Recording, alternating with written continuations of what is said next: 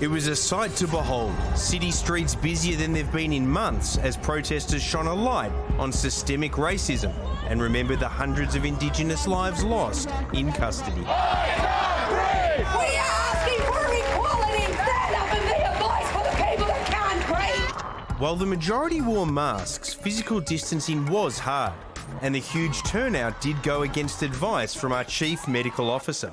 A mass gathering, even if people try to make it safe by trying to practice distancing and hand hygiene, is inherently dangerous because people can't really keep apart.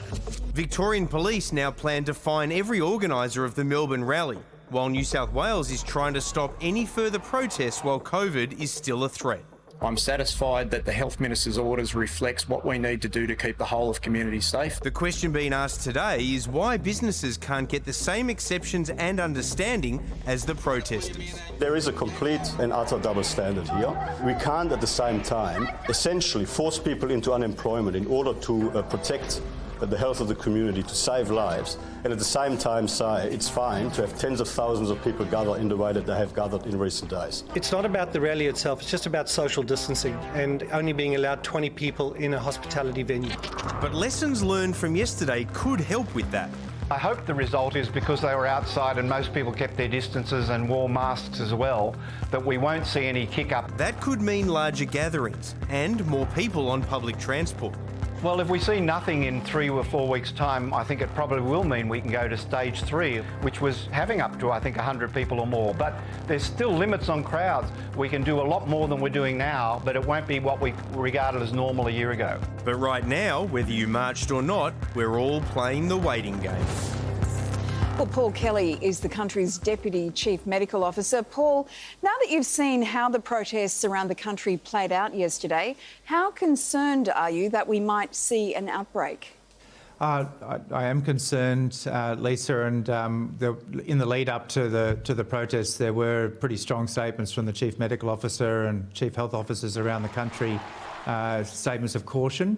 I'd say from the outset that absolutely Black Lives Matter, and all lives matter, but I understand the reason why people are feeling so strongly about this issue at the moment. But mass protests, mass gatherings of any sort at this point in time with our COVID epidemic is risky, and so we have to wait and see what happens next. Professor, if we don't see a spike in numbers as a result of the protests, do you think we could use that to argue that restrictions should be eased more quickly? Well, look, we've got our roadmap that we've set out, and different states are going at slightly different paces. But that caution that we've taken is very important, and we believe we have to continue along that path, dependent on the local epidemiology.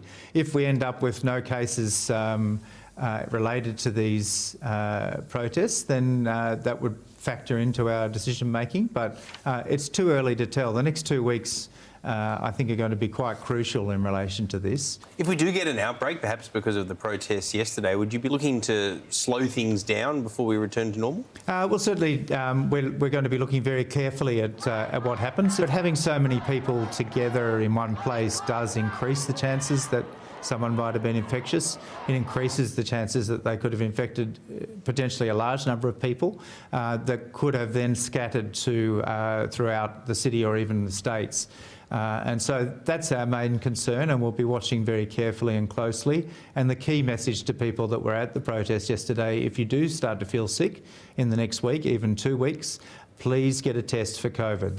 Professor, we'll have to leave it there. Thanks for your time tonight. You're welcome. Thank you. Throughout this process, I totally understand that the Chief Medical Officer and the government have had to make all of their decisions based on an acceptable amount of risk. And opening up shopping centres, there's a huge amount of risk. I can also understand why people who need their voices heard wanted to take that risk yesterday and protest. And I struggled with it so much. I have not so much as hugged my mum and dad in the last couple of months. I've been really terrified about all the vulnerable people in the community with COVID. But when it came down to the wire, I went out to protest yesterday and took every health precaution that I could. And it broke my heart to see the division in the community but it also was really uplifting to see how much support there was out there. And right until the end, it was very peaceful. It was very peaceful. Everything that I saw was peaceful. I know that there was some upset towards the end, but from everything, people were trying to keep their distance as best they could. There were so many masks and gloves and hand sanitizer. And yeah, I mean, I'm shaking even just saying that because it really was quite touching to be out there. I mean, not literally touching cheese. That was the worst word possible to say. But you have been cautious. You've been talking about it for weeks and months. Yeah. So you're obviously passionate about it. I am. Good on you, sirs.